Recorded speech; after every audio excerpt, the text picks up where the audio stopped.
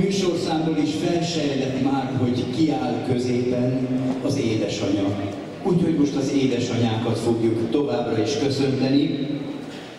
Antóni Sára és Kádár Ervin fognak az édesanyáknak, az édesanyákról énekelni. Fogadják őket szeretettel!